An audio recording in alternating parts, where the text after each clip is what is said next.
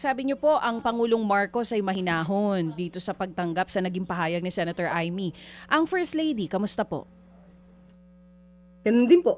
Mahinahon Mas lalo din. mahinahon. Oo. Mas lalo mahinahon. Kalma lang sila pareho, Yusek. Hindi naman po kasi kailangan na mag-meltdown. Hindi kailangan magmura sa mga ganitong klaseng sitwasyon. Hindi ganun yung kanilang ugali.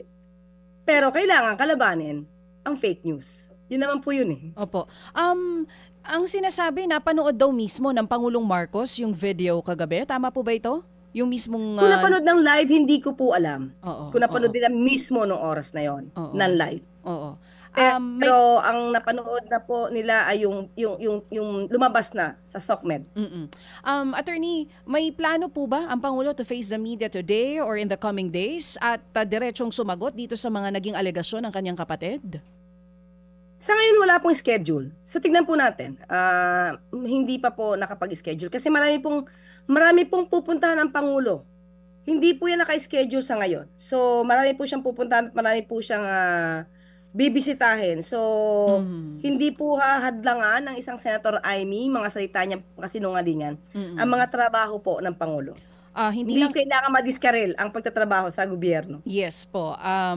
Hindi lang si Senator Amy, malamang ang sakit ng ulo ng Pangulo ngayon. Last Friday, hindi po ba, may video din na inilabas etong si Zaldico na pinaparatangan yung di umano budget insertions ng Pangulong Marcos Jr. kasama po yung kanyang pinsan na si Martin Romualdez. Yun po ba hindi niya sasagutin na siya mismo? Hindi po galing sa inyo, attorney, kung sakali? Hindi naman nakakasakit ng ulo yung mga sinabi ni Zaldico. Sinabi nga ng Pangulo, I will not dignify with that kind of statement. Unang-una video po yun. Tapos ang daming mga loopholes, ang daming inconsistencies. So paano naman mababahala ang Pangulo dyan? Hindi na nga po siya nagsalita, marami na po mambabata sa sinasabing imposible. Or hindi makatotohanan yung sinasabi ni Zaldico. Ang Pangulo pa po ba ang magseseryoso sa video na ito? So hindi po yan nakakabahala. Hindi po naging problema ng Pangulo si Zaldico sa video na yan. Hindi niya problema ito. Hindi siya hadlangan ni Amy, even ni Zaldi to do his job today as is lamang yung schedule ng Pangulo. Yun po bang mga tanong sa resignation naman ng kanyang mga gabinete? Meron pa bang explanation na gagawin ng Pangulo? Bukod dun sa sinabi niyo po kahapon na for delikadesa, yun nangyari pong yun, na pagre-resign ni dating DBM Secretary Amena Pangandaman at ni dating Executive Secretary Bersamin. Wala na, yun na po yun. Nag-resign sila voluntarily out of delikadesa.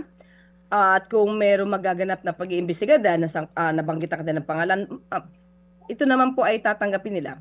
Pero kung ang pagbabatayan lang po yung video na walang kakwenta-kwenta ni Zaldico, baka walang makuwang anumang ebidensya laban sa kanila. Kung yun lang po. Mga kapatid, brothers and sisters, saan ka pa? Dito na tayo sa totoo. Dito na tayo sa True FM. Mga kapatid, mag-subscribe and follow po kayo sa social media accounts ng True Network PH. Yan po kami. Hanapin nyo lang True Network PH, Facebook, Instagram, YouTube, TikTok, and podcast. Mapa Apple or Spotify man yan, mahahanap nyo kami. Lahat ng mga napapanood at napapakinggan nyo po sa programa, nasa social media accounts namin yan. So, paano mga kapatid? See you sa social media!